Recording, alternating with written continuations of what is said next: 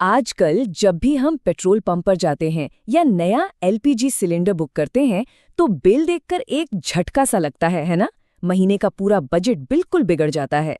तो आज के इस विश्लेषण में हम इसी फ्यूल और एनर्जी क्राइसिस की जड़ तक जाएंगे और समझेंगे कि इन बढ़ती कीमतों के पीछे की आखिर रूट कॉजेस क्या हैं। तो सबसे बड़ा सवाल ये है, आखिर इंडिया में फ्यूल इतना महंगा क्यों है? क्या हमारे पास अपना खुद का तेल नहीं है या फिर दुनिया भर की पॉलिटिक्स का इससे कोई सीधा लेना देना है? ग्लोबल जियोपॉलिटिक्स से लेकर हमारी लोकल इकोनॉमी तक हर एक डिटेल को इस एक्सप्लेनर में बिल्कुल आसान भाषा में ब्रेक डाउन करेंगे। आज का हमारा एजेंडा बिल्कुल क्लियर है।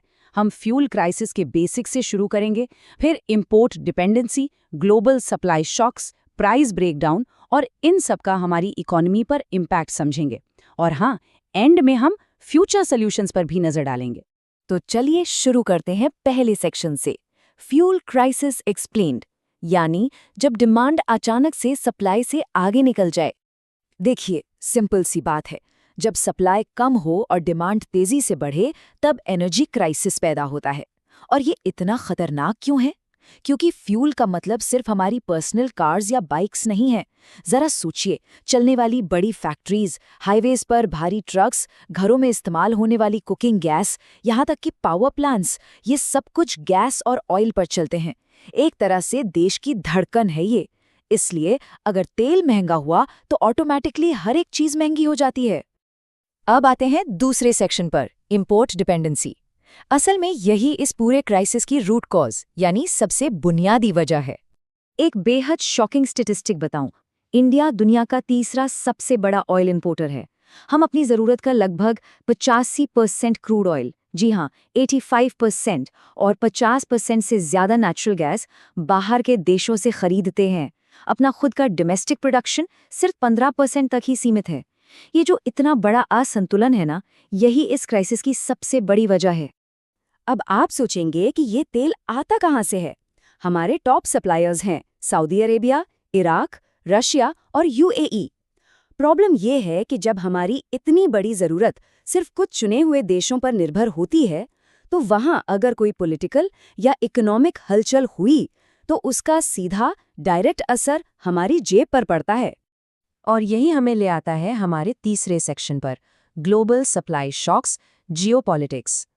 हजारों किलोमीटर दूर चल रही लड़ाइयों से पेट्रोल के दाम यहाँ क्यों बढ़ते हैं? चलिए इसको समझते हैं। जब रशिया यूक्रेन वॉर शुरू हुई तो वेस्टर्न कंट्रीज ने रशिया पर सैंक्शंस लगा दिए। अब क्योंकि रशिया बहुत बड़ा एक्सपोर्टर है, ग्लोबल सप्लाई अचानक से श्रिंक हो गई। हालांकि इंडिया को डिस्काउंट पर ऑयल मिला, पर ओवरऑल इंटरनेशनल मार्केट बुरी तरह हिला हुआ था। इसके अलावा मिडिल ईस्ट में चलने वाले conflicts to global oil supply के लिए हमेशा एक भारी खतरा बने रहते हैं।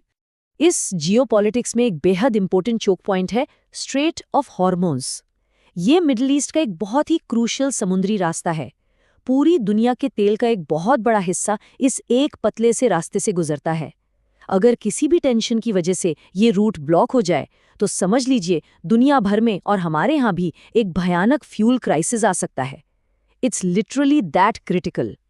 वैसे बात सिर्फ कच्चे तेल की नहीं है, गैस क्राइसिस भी उतनी ही बड़ी प्रॉब्लम है। हमारे यहाँ एलपीजी और सीएनजी की डिमांड रॉकेट की तरह बढ़ रही है, पर प्रोडक्शन स्लो है। ऊपर से ग्लोबल मार्केट में एलएनजी यानी लिक्विफाइड नेचुरल गैस के दाम तो रिकॉर्ड हाई पर हैं।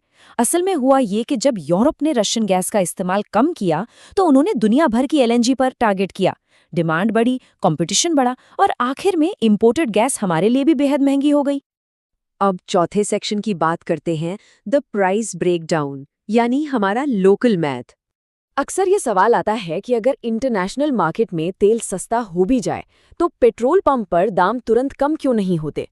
इसके पीछे का मैथ काफी इंटरेस्टिंग है। देखिए, स्टेप 1 है इंपोर्ट कॉस्ट। ऑयल हमेशा डॉलर्स में खरीदा जाता है, तो अगर डॉलर मजबूत हुआ तो हमारी लागत वैसे ही बढ़ जाएगी। फिर आता है स्टेप 2, रिफाइनिंग और ट्रांसपोर्ट। कच्चे तेल को प्रोसेस करके देश भर में भेजना अपने आप में एक बहुत बड़ा खर्चा है। और फाइनली स्टेप 3, सेंट्रल और स्टेट टैक्सेस। दोनों सरकारें फ्यूल पर टैक्स लगाती हैं जो इंफ्रास्ट्रक्चर के लिए ज़रूरी है, पर कभी-कभी ये टैक्स ऑयल की ओरिजिनल कॉस्ट से भी आगे निकल जाते हैं। ये तीनों चीज़ें मिलकर ही आपका फाइनल प्राइस तय करती हैं। चलिए 5वें सेक्शन पर चलते हैं, the economic impact, the domino effect. इसे बिल्कुल एक डोमिनो इफेक्ट की तरह समझिए। एक पत्ता गिरा तो सारे गिरेंगे। फ्यूल महंगा होने का मतलब सिर्फ टैंक फुल करवाना महंगा होना नहीं है। इससे ट्रांसपोर्टेशन कॉस्टली हो जाता है। अब ट्रक्स का खर्चा बढ़ेगा तो डेली रेशन और सब्जियां महंगी होंगी। पावर प्लांट्स का खर्चा बढ़ेगा तो इलेक्ट्रिसिटी बिल्स बढ़ेंगे।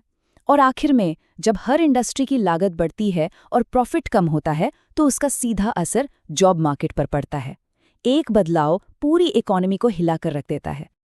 आखिर में हमारा छठा section, future solutions, looking ahead. तो क्या इस पूरी सिचुएशन से बाहर आने का कोई रास्ता नहीं है? बिल्कुल है। इस मैसिव डिपेंडेंसी को कम करने के लिए सरकार मुख्य रूप से इन 4 स्ट्रैटेजीज पर काम कर रही है। पहला, इलेक्ट्रिक व्हीकल्स को तेजी से बढ़ावा देना, जिसमें टाटा मोटर्स और ओला इलेक्ट्रिक जैसे नाम आगे हैं। दूसरा, सोलर और विंड एनर्जी जैसे रिन्यूएबल्स को एक्सपैंड करना। तीसरा, पेट्रोल में एथेनॉल की ब्लेंडिंग करना ताकि इंपोर्ट कम हो। और चौथा, किसी भी इमरजेंसी के लिए देश में बड़े स्ट्रेटेजिक ऑयल रिजर्व्स तैयार करना। अगर हम आने वाले वक्त की टाइमलाइन सेट करें तो एक्सपर्ट्स कहते हैं कि अगले 1 से 5 सालों में मुख्य फोकस एथेनॉल ब्लेंडिंग और इन रिजर्व्स को बनाने पर रहेगा।